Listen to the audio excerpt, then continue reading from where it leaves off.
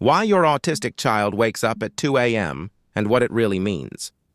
Before we begin, if you are a parent raising an autistic child and nighttime has ever felt exhausting, confusing, or lonely, this video is for you. Subscribe now and turn on notifications if you value compassionate, science-based guidance about autism, sleep, emotional regulation, and child development. Because understanding changes everything. Now, let's talk about 2 a.m. It's 2:03 in the morning. The house is dark. You are deeply asleep. And suddenly, you hear movement, footsteps in the hallway, a bedroom door opening, a small voice calling your name. Your autistic child is awake. Again. You glance at the clock and feel that familiar wave of exhaustion. Why 2 a.m.? Why every night? Why after they seemed so tired? Why does this keep happening? And the deeper question, what does it really mean? Tonight, we're going beyond frustration. We're going into understanding. Because when an autistic child wakes up at 2 a.m., it is rarely random. It is communication. The myth, they just won't sleep.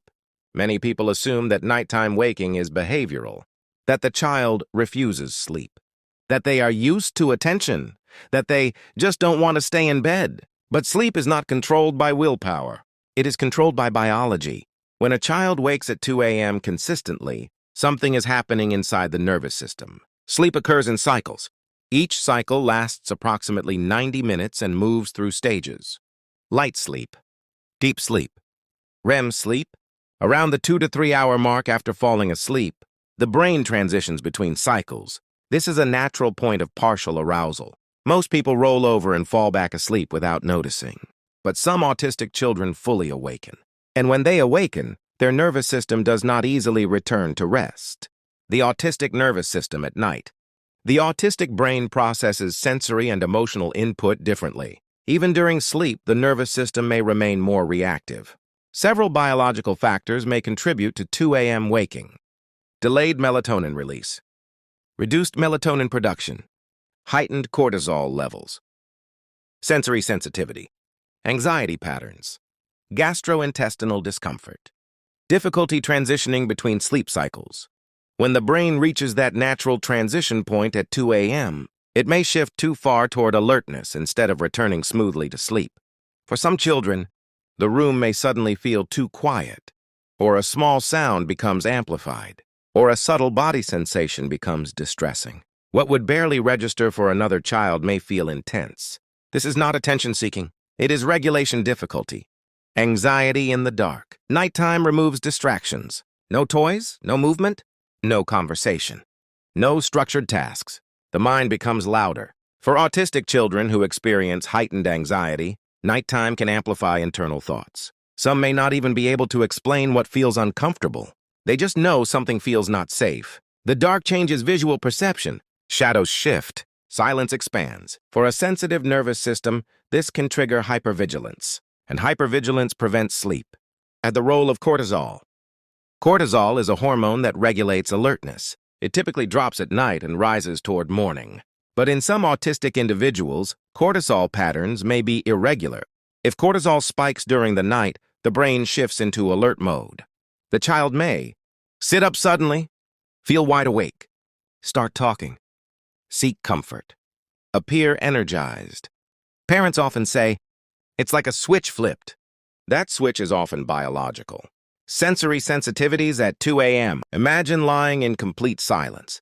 Now imagine, the tag on your pajamas feels sharp. The blanket texture feels heavy.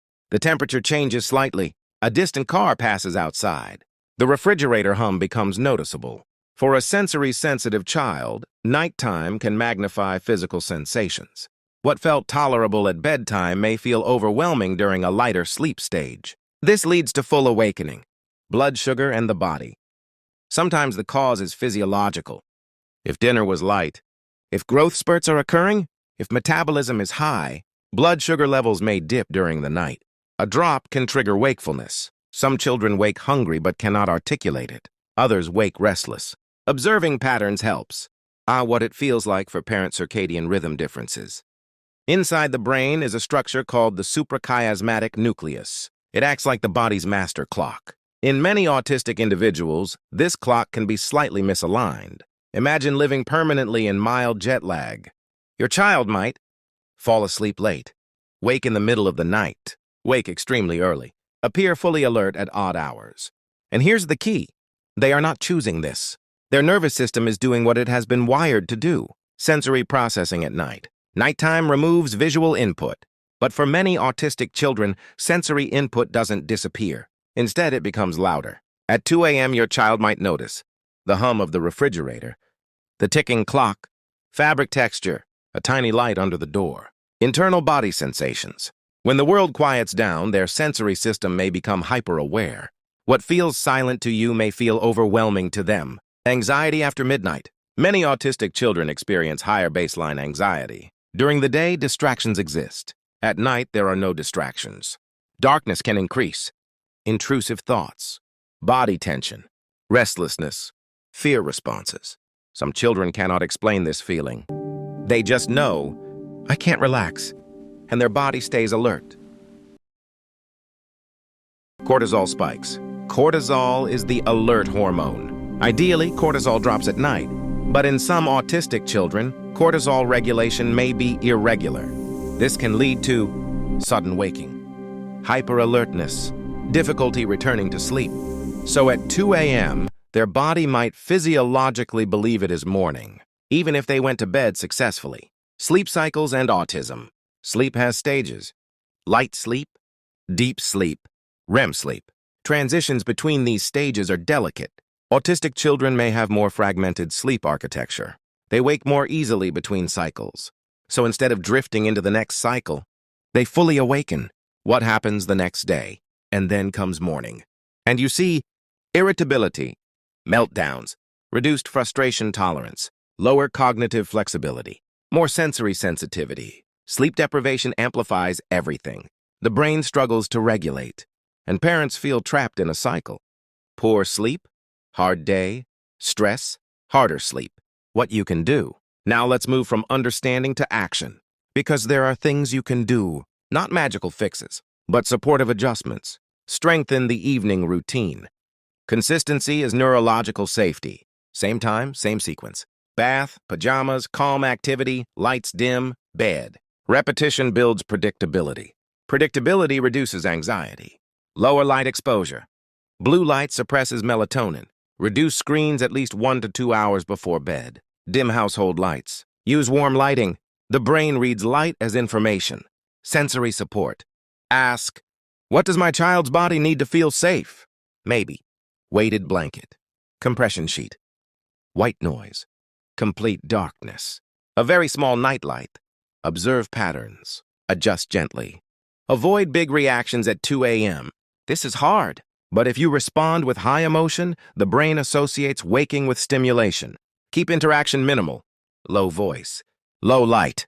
Predictable response. You are modeling calm nervous system energy. A gradual return to bed. If they leave the room, gently guide them back. Without negotiation. Without lectures. Consistency teaches safety. What about melatonin? Some families consider melatonin supplementation. Melatonin can help. Initiate sleep. Regulate circadian rhythm. But it does not. Fix anxiety. Replace routine. Solve sensory discomfort. Always consult a pediatrician before using it. It is a support tool, not a cure. The bigger picture. Sometimes 2 a.m. waking is not only about sleep. It may reflect growth phases, stress changes, school transitions, developmental leaps. The autistic brain is constantly processing deeply. Nighttime may be integration time. For the parent watching at 2 a.m., maybe you are watching this while your child is awake beside you. Maybe you are exhausted. Maybe you are questioning yourself. Let me tell you clearly. You are not failing. You are navigating a nervous system that works differently. And different does not mean broke. Hope. Sleep can improve with structure, patience, medical guidance when needed, nervous system regulation, time. Many families see progress, not overnight, but gradually. Small wins count. If this video helped you understand your child's 2 a.m. awakenings with more clarity and less guilt, please subscribe to the channel. Share this video with another parent who might be awake right now, searching for answers. And tell me in the comments, what time does your child usually wake? Your story matters here. And remember, the night may feel long, But you are not alone in it.